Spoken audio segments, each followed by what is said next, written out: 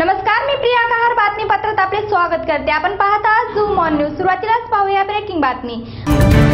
सध्या पुण्यातील हडपसरमधील एक जाहिरातीने धुमाकूळ घातला आहे। सोशल मीडियावर ही जाहिरात व्हायरल होत आहे। पुणे शहरातील हडपसर परिसरात राष्ट्रवादीचे नगरसेवक योगेश ससाने यांनी चक्क 40 लाखाचे गाढव विकणे आहे अशी पोस्टरबाजी केली। ही जाहिरात हडपसरकरांचे लक्ष वेधून घेत आहे। पुणे शहरातील उपनगर म्हणून ओळखल्या जाणाऱ्या हडपसरमधील ससाने नगर व सय्यद नगर येथे वर्षभरापूर्वी बसवण्यात आलेल्या रेल्वे गेट एका वर्षात 5 वेळा बिघडल्याचे दिसून आले आहे। लाखो रुपयांचा खर्च करून बसवलेले हे गेट रूपी गाढव विकणे आहे अशी पोस्टर लागली असून त्याची नागरिकही दखल घेत आहेत। या पोस्टर बद्दल राष्ट्रवादीचे नगरसेवक योगेश ससाने यांचं म्हणणं काय आहे हे आपण त्यांच्याकडूनच जाणून घेऊया।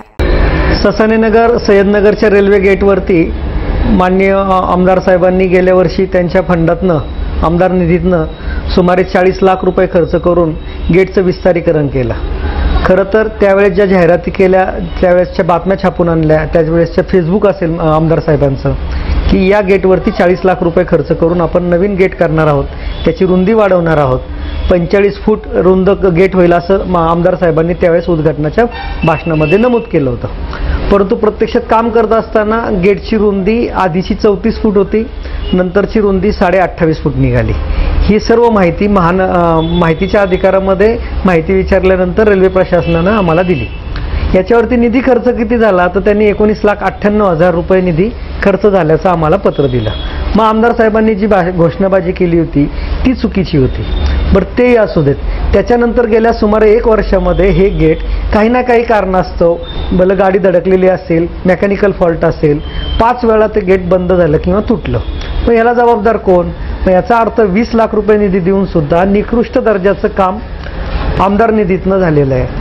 जर आमदार त्या गेटचं रुंदीकरणाचं श्रेय घेत असतील तर लोकप्रतिनिधी म्हणून किंवा नागरिक म्हणून मी त्यांना त्या रेल्वे गेटमध्ये जो भ्रष्टाचार झाला त्याचं दायित्व घेण्याचं काम सुद्धा त्यांनी केलं पाहिजे, हे त्यांचं कर्तव्य आहे। म्हणूनच एखाद्या गाढवावरती ज्यावेळेस आपण ओझं टाकतो त्याचा मालक आणि ते ओझं जास्त झाल्यानंतर ते गाढव बसतं, ते ओझं वाहू शकत नाही।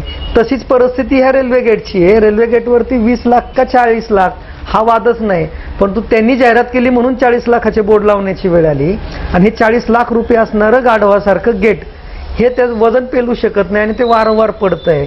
म्हणून तिथं मी जाहिरात लावली, हे 40 लाखाचं गाढवरूपी गेट विकायचं आहे आणि म्हणून त्या प्रकारची जाहिरात केलेली आहे। जर आमदार साहेबांना त्याच्यामध्ये जर खरंच काम करायचं असेल तर त्यांनी 20 लाख रुपये निधी, आता ते म्हणतात की 2 गेट बसवणार होतो, मग ते ससाने खोटं बोलतात।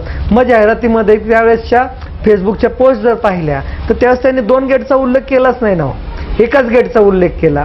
मग त्यांनी त्यावेळेसही खोटं बोलले ना आजही खोटं बोलतायत। मग हे गेट आणि याच्यामधलं मेकॅनिझम जे निकृष्ट दर्जाचं आहे ते मात्र त्यांनी बदलून घ्यावं, त्याच्यात दुरुस्ती करावी। जनतेचे पैसे असे विनाकारण वाया जाऊ नयेत, कारण गेटची पोझिशन फक्त बदलली त्यांनी। जे पूर्व बाजूला जे गेट होतं रेल्वे क्रॉसिंगवर ते पश्चिमेच्या बाजूला आणलं, शिवाय 4.5 फुटांनी ते कमी झालं, 5.5 फुटांनी एवढं गेट कमी झाल्यामुळे तिथं रोज तासनतास गर्दी होते। याला जबाबदार मात्र नक्कीच आमदार साहेबांचा निधी टाकलेलं चुकीचं गेट आहे। म्हणूनच त्याला गाढवाची उपमा दिलेली आहे आणि ते गाढव आम्हाला विकायचं आहे। परंतु गेल्या 2 दिवसामध्ये मी सर्व प्रेसचे खूप आभार मानतो, त्यांनी हा विषय खूप उचलून धरला।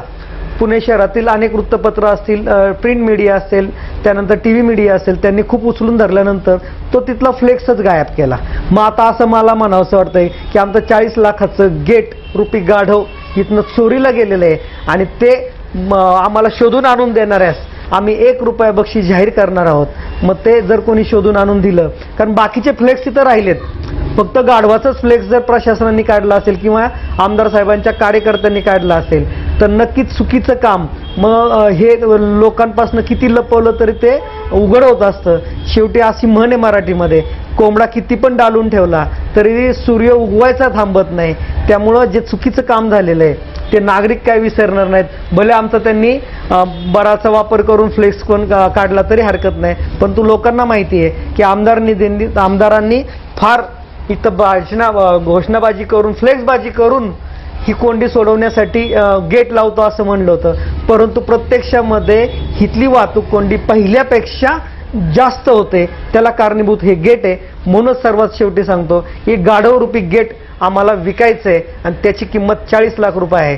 उत्सुक जे असतील त्यांनी ते विकत घ्यावं अशीच मी जनतेला आणि सर्वांना आवाहन करतो.